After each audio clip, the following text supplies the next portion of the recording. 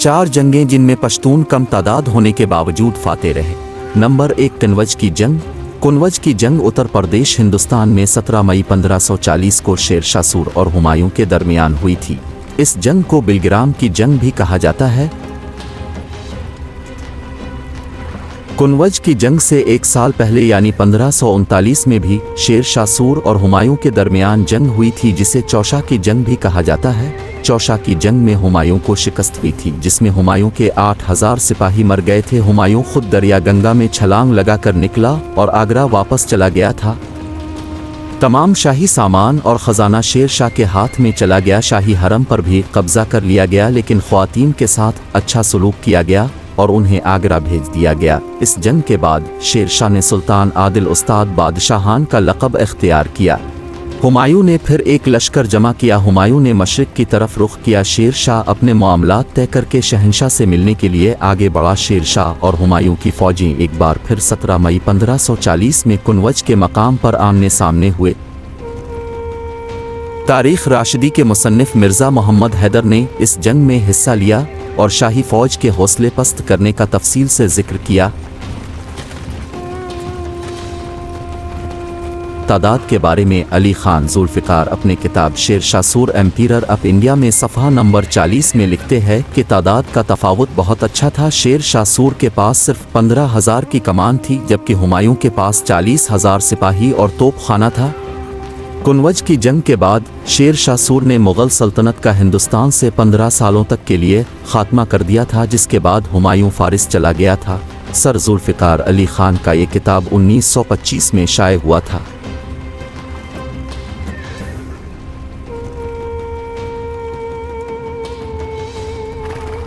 Number 2 गोलनाबाद की जंग। गोलनाबाद की जंग 8 मार्च 1722 में होतकी ख़ानदान की अफवाज और सफ़वी सल्तनत की फ़ौज के दरमियान लड़ी गई। इस जंग ने सफ़वी ख़ानदान के हतमी ज़वाल को मज़ीद तक़वियत बख्शी। इस जंग के पीछे कहानी कुछ यूँ है। 1709 में मीरवेस ख़ान ने सफ़वी सल्तनत के ख़िलाफ़ बगावत किया था, जिसमें मीरवेस ख़ान कामयाब हुआ था। सफ़वियों ने इसके बाद कई बार कंदहार पर कब्ज़ा करने की कोशिश की, लेकिन नाकाम रहे। मीरवेस ख़ान का इंतकाल महज 6 साल बाद 1715 में कुदरती वजूहात से हुआ। मीरवेस ख़ान के इंतकाल के बाद मीरवेस ख़ान का भाई अब्दुल अज़ीज़ इसका जानिशीन बना। अब्दुल अज़ीज़ ने तकरीबन 18 माह तक कंधार पर हुकूमत किया, लेकिन अब्दुल अज़ीज़ ने सफ़वियों के साथ अमन कायम करने और कंधार को एक बार फिर सफ़वी सूबा बनाने की ख्वाहिश की। इस बात पर मीरवेस ख़ान के बड़े बेटे महमूद को गुस्सा आया। 1717 में 18 साल की उम्र में अपने चचा अब्दुल अज़ीज़ को कत्ल किया और अपने बादशाहत का ऐलान किया। 1718 में असद अल्लाह महमूद के ख़िलाफ़ हरकत में आया। असद अल्लाह कंधार को दोबारा हासिल करना चाहता था, जिस पर अब्दालियों ने 17वीं सदी के आखिर तक कंट्रोल कर रखा था। अफ़गानिस्तान के शहर दिलारुम में दोनों फ़ौजें आमने सामने हुईं और महमूद ने फ़ैसलाकुन तौर पर असद अल्लाह को शिकस्त दी। महमूद ने मकतूल असद अल्लाह का सर सुल्तान हुसैन के पास भेजा।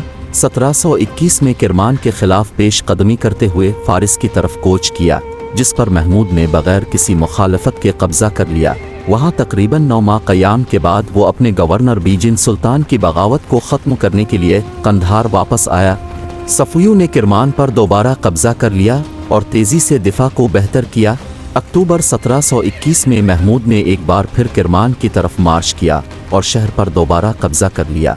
इसके बाद यज़्द में महमूद पर उसके सामने वाले हमले में पसपा होकर सीधा अस्फ़हान के लिए बढ़ा और आखिरकार 8 मार्च 1722 को सफ़वी और महमूद की अफवाज आमने सामने हुए।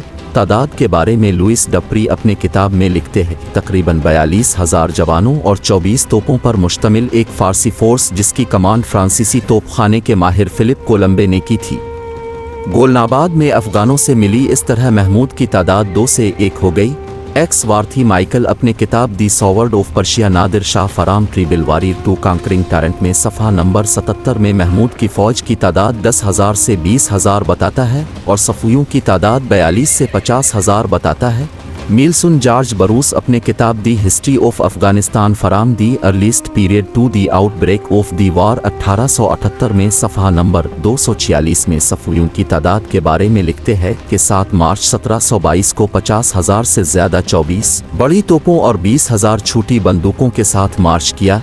वो दिन झड़पों में गुजरा, लेकिन अगले दिन 8वीं तारीख को दोनों फौजें आपस में लड़ पड़े। इस जंग में सफ़ियों को बुरी तरह शिकस्त हुई थी। नंबर 3, लाहौर की जंग। लाहौर की जंग 11 जनवरी 1748 को अहमद शाह दुरानी की क़यादत में अफ़गान अफवाज और शाह नवाज़ के मातहत मुग़ल अफवाज के दरमियान लड़ी गई। ये जंग दो भाइयों की वजह से हुई थी, यहिया खान और शाह नवाज़।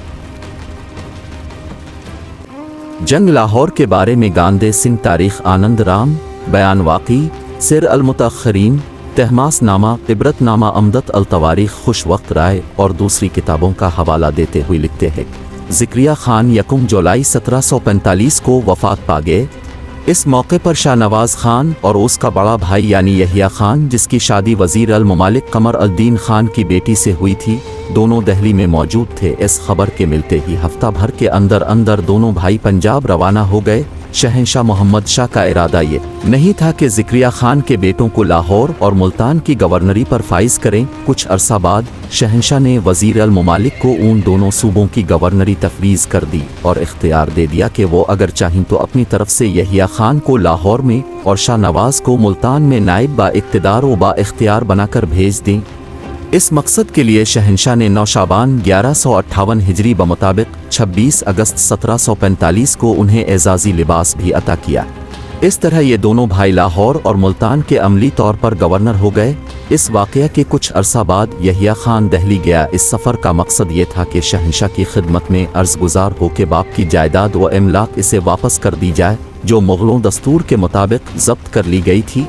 क्योंकि मुग़ल हुकूमत का दस्तूर ये था कि जब कोई मनसबदार फौत होता था तो उसकी इमलाक व जायदाद सरकार ज़ब्त करती थी।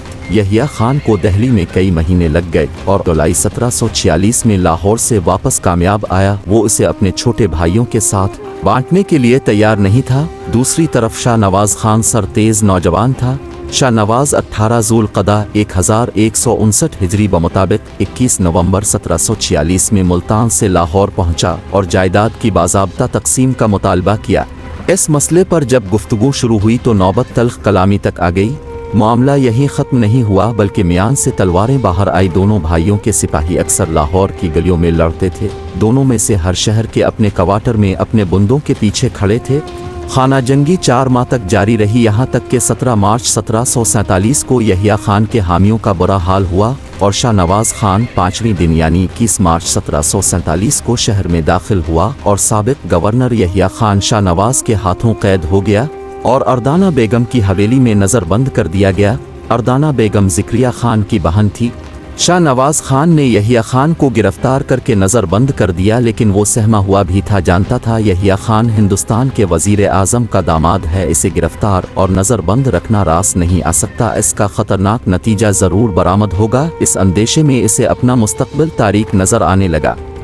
वो वज़ीर आज़म कमर अल-दीन से किसी हमदर्दी की तवक्को नहीं रख सकता और ये कमर अल-दीन ही लाहौर और मुल्तान का हकीकी गवर्नर था। अगरचे 5 माह तक इसके खिलाफ कोई इक़दाम नहीं किया गया, लेकिन ख़तरा बहरहाल सर पर मुसल्लत था।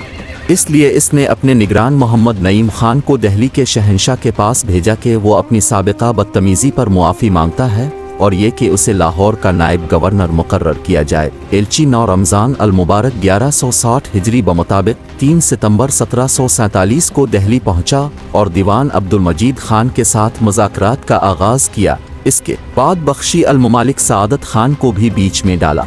इस तरह की बातचीत में ताख़ीर फितरी थी। कमर अल-दीन का उसके साथ बर्ताव और तर्ज अमल भी अच्छा नहीं रहा था। वज़ीर कमरुद्दीन ने लाहौर की तरफ पेश कदमी करने की ज़बरदस्त तैयारियां शुरू कर दी ताकि अपने दामाद यहिया खान को कैद से रिहाई दिलाए। इस वाक़या ने शाह नवाज़ को परेशान किया। इस सूरत हाल से परेशान होकर उसने सोचा कि अब मदद के लिए किसी गैर मुल्की को दावत देना चाहिए। चुनांचे शाह नवाज़ की निगाह अहमद शाह अब्दाली पर गई। उस ज़माने में अहमद शाह अब्दाली सूबा काबुल में रौनक अफरोज़ था और शाह नवाज़ को उसकी जंगी मुहिम्मात का बहुत अच्छी तरह इल्म हो चुका था। शाह नवाज़ की निगाहें अहमद शाह पर जाकर रुक गई। चुनांचे इसने खूब अच्छी तरह सोच समझकर अदीना बेग से मशवरा करके, जो उसकी जागीर वाक़े जालंधर 2 आब का फौजदार था, इसे अहमद शाह के पास अपना एक सफ़ीर भेजा और एक नामा लिखकर उससे दरख्वास्त की कि वो मौका से फ़ायदा उठाए और मुल्क पर आकर जल्द से जल्द कब्ज़ा कर ले। इस तमाम मुद्दत में अदीना बेग डबल गेम खेल रहा था। चुनांचे अहमद शाह को शाह नवाज से खत भिजवा कर अदीना बेग ने वजीर कमरुद्दीन को एक खत भेजा और उसमें शाह नवाज और अहमद शाह की खत व किताबत की पूरी तफसील लिख दी। ये खत पाकर कमर अल दीन बहुत ज़्यादा चूकना हो गया और सूरत हाल के संगीन हक़ाइक़ उसकी नज़र के सामने आ गए। अब वज़ीर कमर अल दीन के पास कोई चारा न था। उसने अपने हाथ से अपने भतीजे शाह नवाज को एक ज़ाती ख़त लिखा। इस ख़त का मकसद ये था कि उनका ख़ानदान हर दौर में मुग़ल बादशाहों का वफ़ादार रहा है और कभी भी नाशुक्री या गद्दारी के काम का मुजरिम नहीं था। ये बड़े दुख और अफसोस की बात होगी अगर मुस्तकीम से हटे, और उससे बढ़कर तो शर्म की कोई बात हो ही नहीं सकती कि नादिर शाह के एक अफ़गान के सामने सरख़म किए हुए नज़र आए, बल्कि उस हकीर आदमी को हिंदुस्तान की सरहदों से बाहर निकाल दो। उसके बाद 5 सूबे काबुल, कश्मीर, ठट्ठा, लाहौर और मुल्तान इसके अपने दायरा इख्तियार में आ जाएंगे। शाह नवाज खान ने शाही फरमान और वज़ीर आज़म के ख़त की वसूली पर खुशी महसूस की और अपना इरादा बदल लिया। अहमद शाह के साथ मुज़ाकरात से बेपरवाह होकर अपने रिवायती आकाओं के साथ अहमद शाह की मुखालफत में हिस्सा लेने का फ़ैसला किया। दूसरी तरफ अहमद शाह अब तक अपनी तैयारियां मुकम्मल कर चुका था। दिसंबर 1747 के वस्त में पेशावर से रवाना हुआ, जिनमें से एक तिहाई का ताल्लुक उसके अपने कबीले से था। अहमद शाह ने कश्तियों के पुल पर दरियाए सिंध को अबूर किया। यूसुफजई का दस्ता अटक में इसके साथ शामिल हुआ।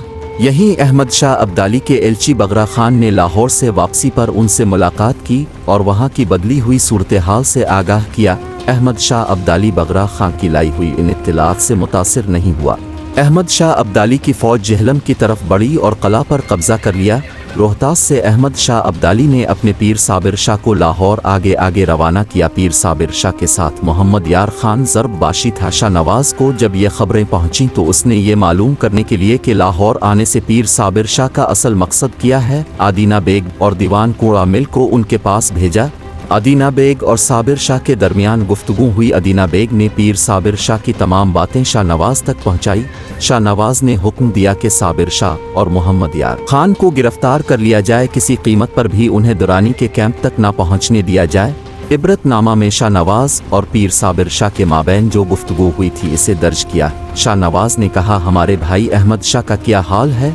पीर साबिर शाह ने कहा, वो अफ़गानिस्तान और खरासान का बादशाह है और हिंदुस्तान फतह कर लेने का अज़्म रखता है। तुम्हारी हैसियत सिर्फ एक सूबेदार यानी गवर्नर की है, जो सिर्फ एक सूबा का कार फरमा है। तुम आज़ाद नहीं, एक दूसरे शख्स के मुलाजिम और खादिम हो। तुम्हें अपने मुंह से ये अल्फाज निकालने की जुर्रत कैसे हुई?